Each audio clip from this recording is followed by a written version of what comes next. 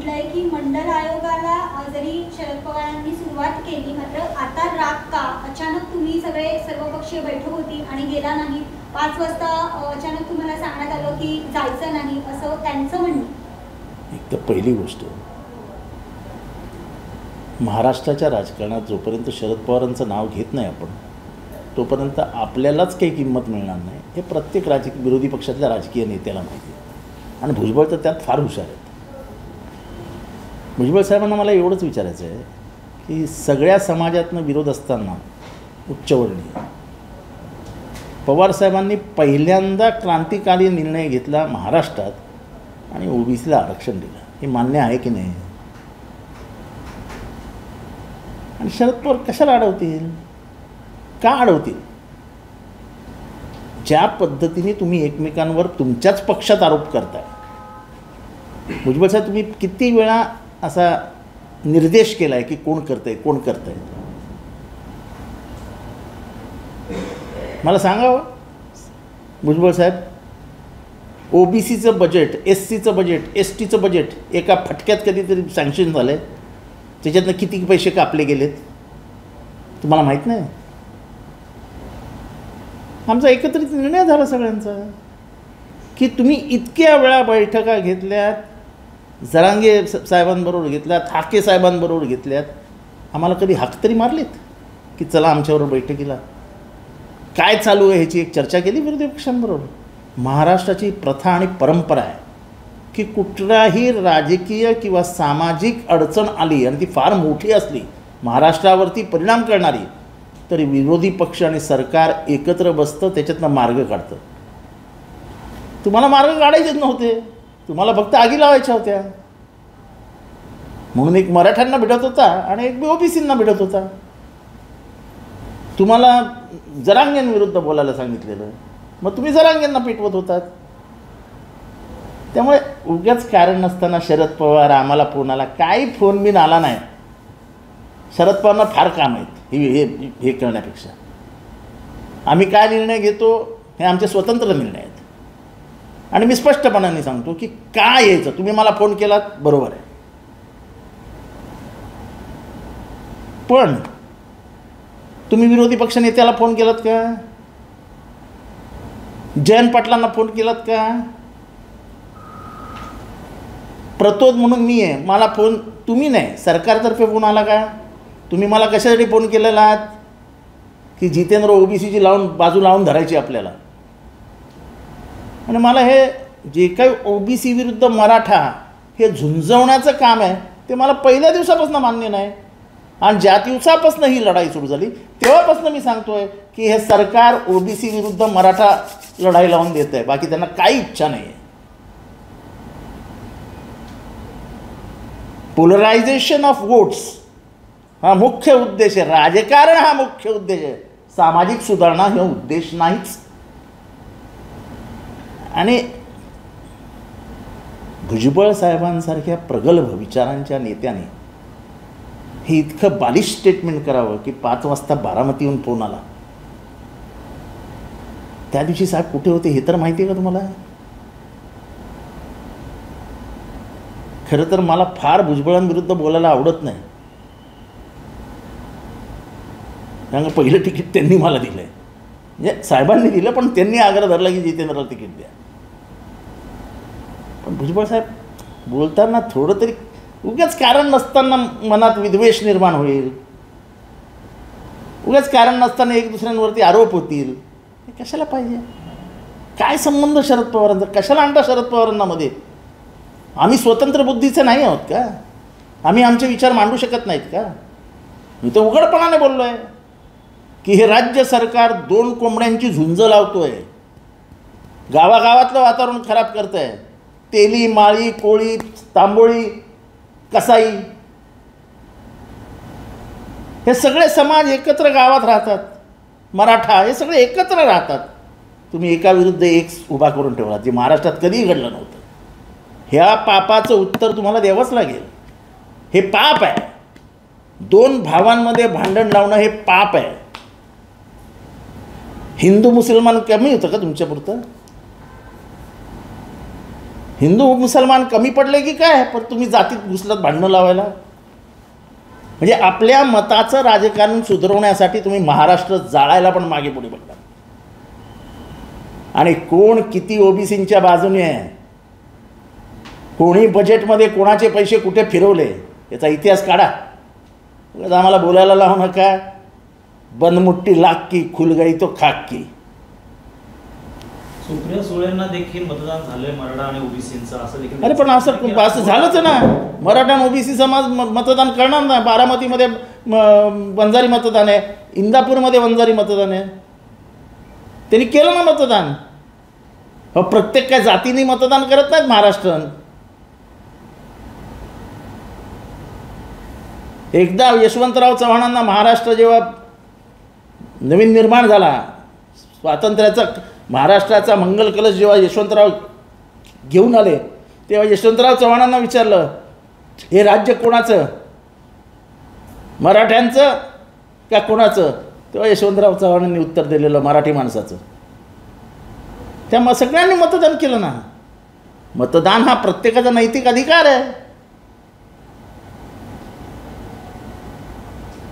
तुम्ही ते धर्मामध्ये तेढ मारून काहीतरी वोट जिहाद झाला, वोट जिहाद झाला, वोट जिहाद झाला बोला ना त्याच्या विरुद्ध.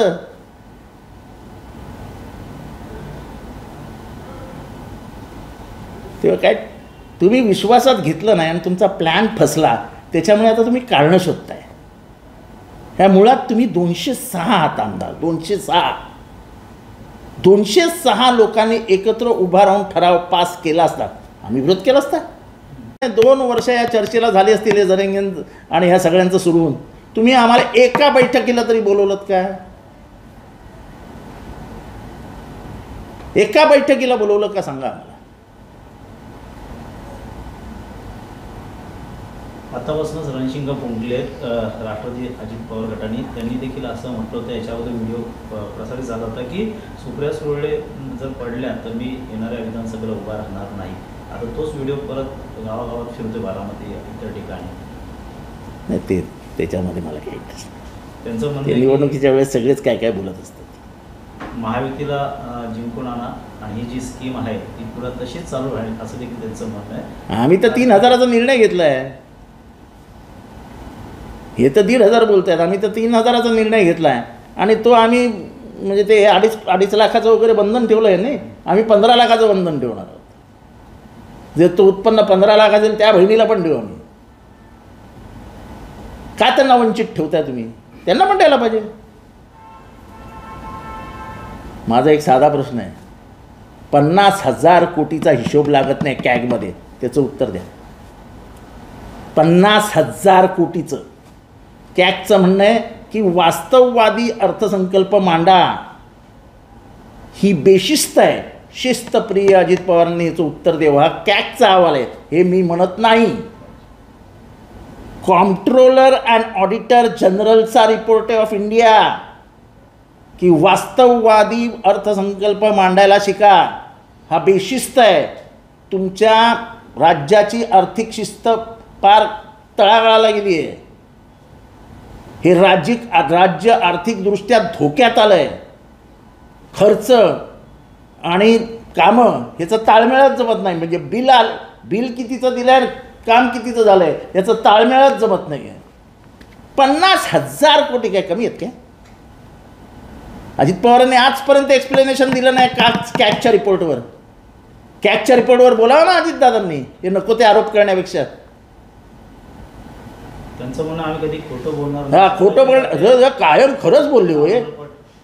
हे कायम खरंच बोलले. खरंच अजितदादा कायम खरंच बोलतात आणि ते अगदी स्टेजवर न पडत. तुम्हाला माहिती आहे ना मी खरंच बोलतो, तुम्हाला माहिती आहे ना मी खरंच बोलतो. खरंच बोलता ना.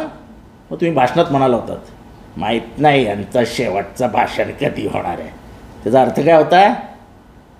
शेवटचं भाषण कधी होतं? जेव्हा राम, तेव्हाच असतं ना शेवटचं भाषण. अरे स्वतःच्या काकाच्या मृत्यूची प्रार्थना करणारी माणसं तुम्ही यार, कशाला खरं बोलता आणि खोटं बोलता? तुमच्या मनातल्या भावना काय ते मी जाणतो. मी 10 वर्ष तुम्हाला म्हणजे गेले 35 वर्ष तुम्हाला बघत आलो, पण शेवटची 10 वर्ष जवळनं बघितलं. तुम्ही एक दिवस सांगा की तुम्ही शरद पवारांच्या डोळ्यात डोळे घालून बोललात.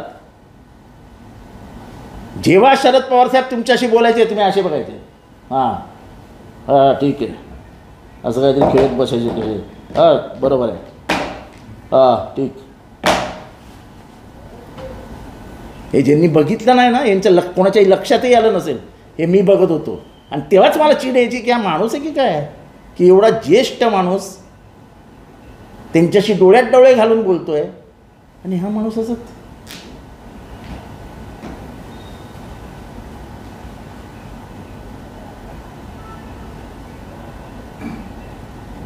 महाराष्ट्राला कळलेलं आहे तुम्ही किती खरे आणि किती कुठे. तुम्ही आमच्याच आमदारांना फोन केलेले आहेत, 4 कोटी रुपये देतो, 100 कोटी रुपयाचं काम देतो, मला मत दे प्लीज. त्या आमदारांचं नाव घेत नाही मी, वेळ आली तर त्या आमदाराचं पण नाव घेईन. तुम्हाला अजूनही ती सवय गेलेली नाही. महाराष्ट्र गद्दारांबरोबर राहणार नाही. तुम्ही जी मतं घेतली आहेत त्यांचं तुम्ही आयुष्य उद्ध्वस्त करून टाकलं आहे. त्यांच्या मतदारसंघात जोड्याने मारतील त्यांना, जोड्याने, की ह्यांनी स्वतः आमची मतं 5 कोटीला विकून टाकली. जे कोणी असतील ते, कोणाचंही नाव येईल, मला माहीत नाही कोणाचं नाव येईल, पण ही सवय सोडा. पैशाने हे सगळं महाराष्ट्राचं राजकारण गचाळ करून टाकायचं. आणि मग आता महाराष्ट्रात नवीन चाणक्य, कोण म्हणतो नवीन काय, कोण म्हणतो नवीन काय. जनतेच्या मैदानात हरवलं ना, जनतेने जागा दाखवली ना. ह्या निवडणुकीने तुम्ही अजून एक दगड मारून घेतला स्वतःच्या पायावर, की तुमचं राजकारण हे फक्त पैशाच्या जोरावर चालतं. 5 कोटी आणि 100 कोटीचं काम म्हणजे स्ट्रेट एकाला माणसाला 25 कोटी रुपये देणं. कारण 20% कामं विकणार आहे. जे 100 कोटी येणार त्या कॉन्ट्रॅक्टरला सांगणार हे 100 कोटींचे 20% आधी. आणि हा सरकारी निधी तुमच्या घरच्या FD बंद देता का तुम्ही? सगळ्यात त्या आमदारांना द्या ना 100 कोटी रुपये. निवडक आमदारांना काय देता? सरकारच्या निधीतनं तुम्हाला निवडणुका जिंकायच्या आहेत. अख्ख्या अर्थसंकल्पातनं तुम्ही या राज्याचं आर्थिक वाटोळं करून टाकलं आहे. आर्थिक वाटोळं हे मी म्हणत नाही, हा कॅगचा अहवाल सांगतोय. राज्याचे ज्येष्ठ नेते म्हणून पवारसाहेबांनी आरक्षणाचा प्रश्न मार्गी लावायचा सोडून तर ते विरोधकांना, विरोधी पक्षांना सल्ले देऊन महाराष्ट्र पेटवण्याचं काम करत आहेत असं भुजबळ म्हणतात. तुम्ही कधी विश्वासाने, प्रेमाने शरद पवारांना बैठकीत बोलवलं का?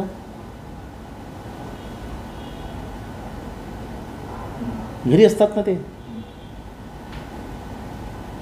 कधी तुमच्यातले कोणी त्यांच्या घरी गेले का चर्चेसाठी? त्यांनी काय दरवाजे बंद करून घेतलेत का? शरद पवारांनी, भुजबळ साहेबांना माहिती आहे शरद पवार एवढा मोकळ्या मनाचा माणूस नाही. अडचणीच्या काळात, अरे जो माणूस भूकंप झाल्यावरती जवळजवळ 40 ते 50 दिवस एका गावात जाऊन राहतो, ते गाव सुधारवण्यासाठी, ते गाव बनवण्यासाठी, त्याला एका बैठकीला बोलवलं नाही तुम्ही? एका बैठकीला हे तुम्हाला, त्यांना मला माहिती आहे की हा माणूस बसला की प्रश्न सोडवणार. मला प्रश्नच सोडवायचा नव्हता. त्यामुळे शरद पवारांना सगळीपासून लांब ठेवलं तुम्ही, की नको हे आले की हे जादूगार आहेत, हे प्रश्न बरोबर सोडून देतील. आणि प्रश्न सोडवण्यात तुम्हाला काही मज्जाच नव्हती. तुम्हाला मज्जा होती ती कुठे? दोघेही लढत राहू दे, आपण आपली मातं काढून घेऊ. बरोबर. पवारांचं असं म्हणणं आहे की ताम्रपट घेऊन कोणी आलेलं नाही, सत्तेचा वापर गरिबांसाठी झाला पाहिजे. नक्कीच ह्या योजनेसंदर्भात कसलं ताम्रपट? सत्ता कोण म्हणतंय? अजित पवार सत्ता येते जाते, ताम्रपट घेऊन कोणी आलेलं नाहीये. त्यामुळे वापर गरिबांसाठी झाला पाहिजे सत्तेचा. लवकर आठवले गरीब, त्यांना फार लवकर गरीब आठवले, फार लवकर. कमीत कमी ते तोंडातनं हे निघालं ते तरी बरं आहे. सकाळचा सर्वे आलेला आहे, महाविकास आघाडीला 44. ठीक आहे, ते जाऊ द्या. ते आम्ही जिंकणारे 100 काळ्या दगडावरची रेघ आहे. आणि कालच्या निवडणुकीनंतर तर शिक्कामोर्तब झालं आहे की ह्यांच्या पैशाचा माज महाराष्ट्र उतरवणार. महाराष्ट्र उतरवणार यांच्या पैशाचा माज. 5 कोटी 10 कोटी. तो रतन खत्री माहिती आहे ना, एक मटकेवाला होता, तो कसा पत्ता उघडायचा, तसा ह्यांनी रात्री 8 वाजता पत्ता उघडला रतन खत्रीने. 5 करोड रुपया. 13 पैकी 10 जागा महाविकास आघाडीला, 2च भाजपला मिळाल्या. अनेक ठिकाणी महाविकास आघाडी नाही, हा. देशभरात झालेल्या मध्यवधी निवडणुकांमध्ये ज्याच्यामध्ये एक 25 वर्षाची मुलगीही निवडून आलेली आहे आणि तिथं 70,000 मतांनी निवडून आली. BJPचा संपूर्ण धुव्वा उडवत इंडिया अलायन्सने 11 जागा जिंकल्या, 13-2 BJP. देशात वारं काय? आणि हेच वारं महाराष्ट्रात असेल. हे 5 करोड रुपयावर विकत घेतलेल्या मतांवर जिंकून आलेली निवडणुकीत जनतेतनं नसते. हे तुमच्या घरातल्या बॅगा भरलेल्या आहेत ना तुम्ही, हे जे घोटाळे करून जमवलेल्या बॅगा आहेत ना, त्या बॅगेतनं हे पैसे जातात. म्हणजे महाराष्ट्राला लुटून तुम्ही जे जमा करून ठेवलेत ना, त्याच्यातनं तुम्ही पैसे देत असता. त्यांचं म्हणणं नेरेटिव्ह सेट करतात, कोणी विश्वास ठेवू हे नरेटिव्ह काय? तुम्ही आता पैसे दिले, तुम्ही माझ्याच माणसाला फोन केलाय ना, कशाला नरेटिव्ह? हा नरेटिव्ह सेट झाला ना, हे वास्तव आहे. तुम्ही वास्तवाला नरेटिव्ह म्हणता. तुम्ही पावसाळ्यात बरोबर दलित आणि मुसलमानांची घरं तोडतात. हा उदाहरण हाजी मलंग, उदाहरण भीमनगर घाटकोपर, हे हिरानंदानी कुठला आहे काय पवई, शिरानगर, ते गरीब आजही आझाद मैदानमध्ये बसलेले आहेत. गेलात भेटायला? कसला खोटा नाही रोटतो? हे वास्तव आहे. किंवा 1 जून नंतर झोपडपट्ट्या तोडायच्या नाही असा सरकारी निर्णय असताना तुम्ही झोपडपट्ट्या तोडल्याच कशा? का? तिथे मुसलमान आणि दलित राहतात म्हणून एवढा एवढा एवढा त्यांचा द्वेष करायचा? आजही जा पवईला, सगळ्या झोपड्या रस्त्यावर टाकून बिचारी लहान पोरं त्या पावसात झोपत आहेत. कधी एक मंत्री गेला बघायला? मुंबईत आहे ना. हे दुसऱ्या कोणाला तरी सांगा, हे तुमचं जे पुतना मावशीचं प्रेम आहे ना सध्या, तुमचं मत OBC SC ST ह्यांच्याबद्दल काय ना, हे मला चांगलं माहिती आहे. ज्या पद्धतीने तुम्ही आदिवासी मंत्री, त्यांचं नाव नाही आठवते मला, त्यांच्याशी बोलायचे ना, तेव्हा माझ्यातला माणूस असा मला असा धडधड धडधड धडधड धडधड व्हायचं. हे छुपऱ्या पैसे खातोस. हे कॅबिनेट मिटिंगमध्ये बोलायचे, कॅबिनेट मिटिंगमध्ये. म्हणजे आपला तो सहकारी आहे, तो आपला सहकारी मंत्री आहे, आदिवासी समाजाचा आहे, काही नाही. जणू काय हे त्यांच्या घरातलेच पैसे त्याला देत होते. शिखर बँक घोटाळा प्रकरणात क्लीन चिट नाही, ते 7 कारखाने जे न्यायालयात गेले त्याच्या विरोधात, त्यामुळे नक्कीच ते मला शिखर बँकमध्ये काही इंटरेस्ट नाही. मला पॉलिटिकल लढाई लढायची असते, ते मला वैयक्तिक काही करायचं नसतं. जोपर्यंत चंद्रसूर्य आहे तोपर्यंत संविधानातून धक्का लावणार नाही, जर कुणी लावलं त्यांना मी लावू देणार नाही, हा दादांचा वाद आहे. दादा म्हणाले, त्यांना विचारा की तुम्ही मुसलमानांचा शरीयत नावाचा कायदा बदलणार होतात असं तुम्ही म्हणाले. शरीयत ही इस्लाम धर्मातली चालीरीतीचा कायदा आहे आणि जे मूलभूत अधिकार आहेत संविधानाने दिलेले, त्या मूलभूत अधिकारामध्ये राईट टू रिलिजन आहे, धर्माचं स्वातंत्र्य आहे. जेव्हा धर्माचं स्वातंत्र्य येतं तेव्हा धर्माच्या चालीरीतीही पाळण्याचं स्वातंत्र्य येतं. मग तुम्ही हा कायदा कसा बदलणार होतात? आता तुमचा मूलभूत अधिकारांमधलं आहे, म्हणजे right to speech, right to express, right to privacy, हे जे राईट्स दिलेले आहेत आपल्याला परमपूज्य बाबासाहेब आंबेडकरांनी, ज्यांनी आपल्या इथलं सगळं जो काही भेदभाव होता तो संपवला, ते राईट्स आहेत, फंडामेंटल राईट्स ज्याला म्हणतात. त्या फंडामेंटल राईटमधला एक राईट आहे राईट टू रिलिजन. ह्या देशातली विविधता बघून तो राईट टू रिलिजन आणला आहे की धर्मस्वातंत्र्य असलं पाहिजे या देशामध्ये. जेव्हा तुम्ही संविधान बदलणारच नव्हतात तर तुम्ही हे कसं काय बोललात? तुम्ही नाही बोललात की शर्यतला बदलणार म्हणून. कसे काय तुमचे 42 खासदार देशभरात बोलले की आम्हाला निवडून द्या, आम्ही संविधान बदलणार? कसं काय त्याच वेळेस नेमका तुमचा शिक्षण मंत्री इथे बोलतो की आम्ही मनुस्मृती आणणार?